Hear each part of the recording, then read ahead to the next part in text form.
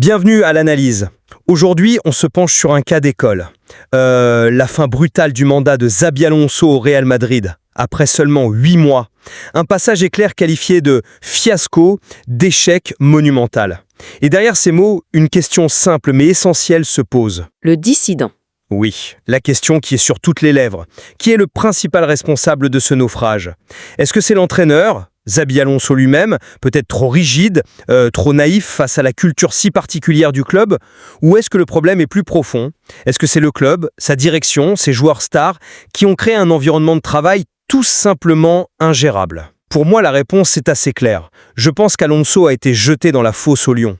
La faute, elle est systémique. Elle incombe à la structure même du club, de son président Florentino Pérez jusqu'à ses joueurs vedettes, qui ont rendu absolument impossible la réussite de l'Ancelotti, de n'importe quel projet sportif un tant soit peu cohérent. Le dissident. Je veux bien entendre ça, et le contexte était évidemment explosif. Mais on ne peut pas le dédouaner aussi facilement. Je défendrai l'idée que Xabi Alonso, malgré des circonstances atténuantes qu'on ne peut pas nier, porte une part de responsabilité significative.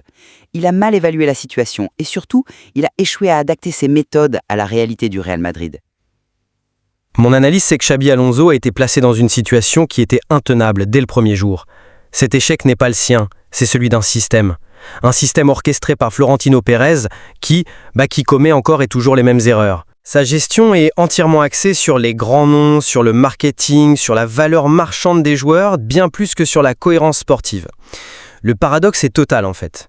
Il va chercher un entraîneur réputé pour son projet de jeu tactique, exigeant, presque professoral, et ensuite il l'abandonne complètement face à un vestiaire décrit comme une bande de gamins immatures. Ces joueurs, qui sortaient d'années sous Carlo Ancelotti, un maître de la gestion humaine, mais avec un management sportif, disons, minimaliste, ont tout simplement refusé de s'investir. On ne parle pas de désaccord tactique, on parle de la base. On apprend que des joueurs comme Valverde se plaignent publiquement de leur positionnement, que Raúl Asensio a fait preuve d'un irrespect caractérisé. C'est une rébellion ouverte. Et face à ça, que fait Pérez? Il fait le choix du banquier. Il protège ses actifs financiers, c'est-à-dire les joueurs, au détriment de l'entraîneur et du projet qu'il a lui-même validé. Dans ce contexte, où l'institution elle-même scie la branche sur laquelle l'entraîneur est assis, dites-moi, quel entraîneur, quel que soit son nom, aurait pu réussir? Le dissident. Je vois parfaitement le tableau que tu dépeins et il est en grande partie juste. Le Real Madrid est une machine complexe et souvent toxique. Mais justement, parce que c'est le Real Madrid, on ne peut pas exonérer totalement Xabi Alonso. Sa responsabilité est engagée, et à plusieurs niveaux. Premièrement, et c'est peut-être le plus surprenant, il a fait preuve d'une naïveté confondante. N'oublions pas qu'il a été joueur au club à l'époque des Galacticos 2.0. Il a vécu de l'intérieur cette gestion des égos surdimensionnés. Il savait mieux que personne que le talent ne suffit pas, que le vestiaire est un champ de mine politique. Donc, penser que la seule force de son brevet de jeu, aussi brillant fût-il à Leverkusen, allait suffire à mettre au pas des stars millionnaires, c'était une erreur de jugement fondamentale. Deuxièmement, il n'a pas su ou pas voulu adapter son management.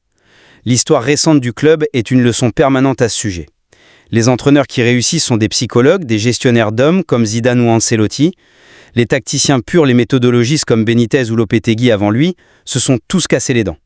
Alonso s'est inscrit dans cette seconde catégorie. Et enfin, le point crucial pour moi, il a accepté un défi en sachant pertinemment que l'effectif était déséquilibré et inadapté à ses principes de jeu. Sa défense à 3, qui était la clé de voûte de son système, il n'a jamais pu la mettre en place durablement. Il a accepté ce que les sources appellent un challenge tordu sans obtenir de garantie solide en amont. C'était un pari audacieux, mais un pari qu'il a perdu. Tu parles de naïveté, mais attends, je me demande si le mot juste ne serait pas plutôt duplicité de la part de la direction. Florentino Pérez n'a pas recruté un débutant. Il savait exactement qui il faisait venir. Un entraîneur à poigne, avec des idées très arrêtées et une exigence de tous les instants. Alors il n'y a que deux hypothèses. Soit Pérez n'a absolument pas mesuré l'impact que ses méthodes auraient sur son vestiaire de star, et dans ce cas, c'est de l'amateurisme total de la part d'un des dirigeants les plus puissants du monde.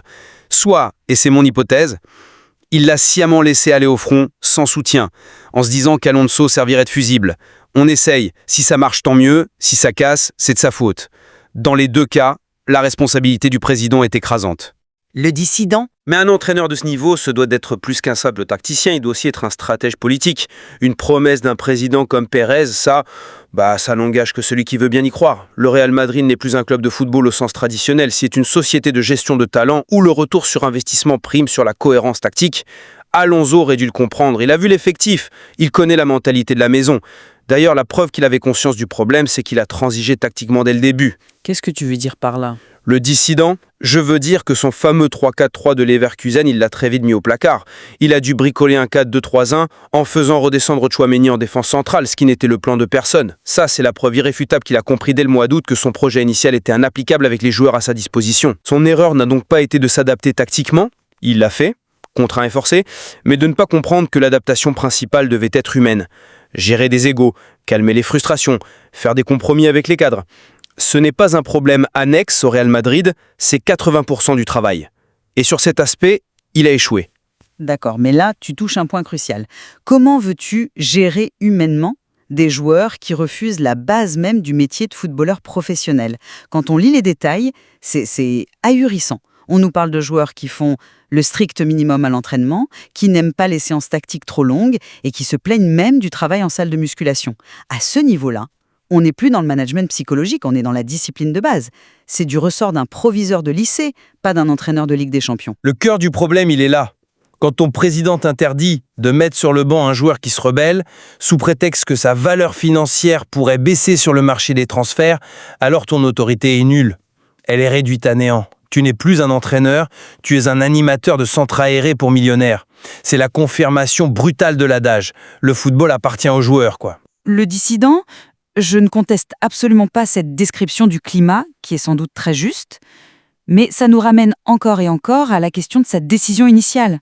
Pourquoi, sachant tout ça, accepte-t-il le poste ? Un entraîneur de son intelligence analyse forcément la situation en amont.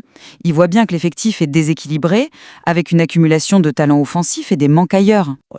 En signant, il a accepté de prendre les commandes d'un énorme bordel, pour reprendre les termes du matériel, en se persuadant qu'il pourrait tout résoudre par la seule force de ses idées. C'est une erreur d'appréciation stratégique, c'est de l'orgueil peut-être. De l'orgueil ou simplement l'ambition légitime d'un homme qui croit en son projet.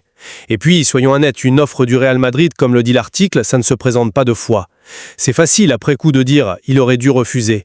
Il a probablement pensé que son arrivée avec le crédit dont il jouissait serait justement le déclencheur d'un changement de culture. Il a dû croire Pérez quand celui-ci lui a promis un soutien total pour remettre de l'ordre.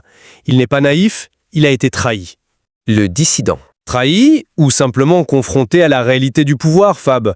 Un entraîneur plus pragmatique, peut-être plus cynique, aurait agi différemment. Soit il aurait exigé des garanties contractuelles en béton, avec des clauses sur le recrutement, sur le pouvoir disciplinaire, soit il aurait construit un projet beaucoup plus modeste en faisant des compromis dès le départ. Au lieu de vouloir imposer son système, il aurait pu par exemple construire l'équipe autour des forces en présence.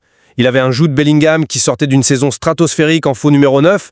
Au lieu de vouloir à tout prix le faire reculer d'un cran pour servir son collectif, ce qui a créé des frictions, il aurait pu bâtir autour de ça. C'est ça, s'adapter.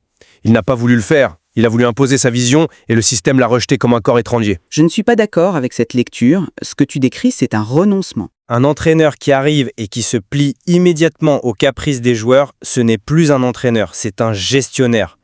L'arrivée d'Alonso aurait dû être une opportunité en or pour Pérez de siffler la fin de la récréation. De dire à un joueur comme Bellingham, tu as été exceptionnel, mais maintenant le collectif prime. Au lieu de ça, on a donné à Alonso un puzzle avec des pièces qui ne pouvaient pas s'emboîter et on lui a dit « bonne chance ». Son échec n'est pas celui de ses idées, mais celui d'une institution qui a refusé de lui donner les moyens de les appliquer. C'est le club qui n'était pas à la hauteur du projet d'Alonso, pas l'inverse. Mais c'est justement là que se situe sa responsabilité. Un bon général évalue ses troupes avant de lancer la bataille. Il a vu le puzzle, il a vu que les pièces n'étaient pas les bonnes, et il a quand même décidé de s'asseoir à la table en pensant qu'il pourrait les forcer à s'emboîter. C'est une illusion. Le fait que, selon les informations, les choses commençaient à prendre forme juste avant de s'effondrer, après la défaite en Supercoupe, est très révélateur. Ça montre que son approche n'était pas totalement vaine, mais aussi qu'elle était incroyablement fragile. Elle dépendait entièrement du bon vouloir de joueurs décrits comme capricieux. Dès le premier grain de sable, tout s'est écroulé. Un bon manager ne part pas au combat avec une armée qui ne rêve que de le voir échouer. Alonso a pris ce risque. Il a surestimé son pouvoir de persuasion et il a profondément sous-estimé la culture d'un club où depuis des décennies, ce sont les joueurs qui font et défont les entraîneurs. Ce n'est pas une excuse pour les joueurs, c'est un fait politique qu'il aurait dû intégrer dans sa stratégie. En fin de compte, je reste convaincu que Xabi Alonso a été la victime sacrificielle d'un système profondément dysfonctionnel. Son échec a été programmé par un président qui, encore une fois, a montré qu'il privilégiait l'image de marque et la valeur financière de ses actifs à la construction d'un projet sportif. Et cet échec a été exécuté par une génération de joueurs qui semble avoir perdu tout sens du respect pour l'institution. Dans cette configuration, Alonso était le fusible parfait. Son départ permet à tout le reste de la structure de ne surtout pas se remettre en question.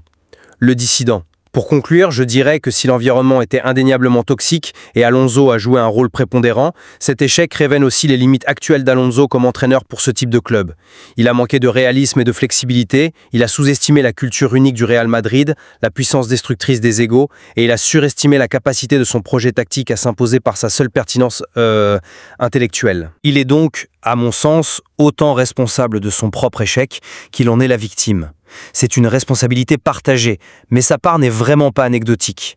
Ce qui est certain, c'est que cet épisode met en lumière une tension fondamentale du football moderne.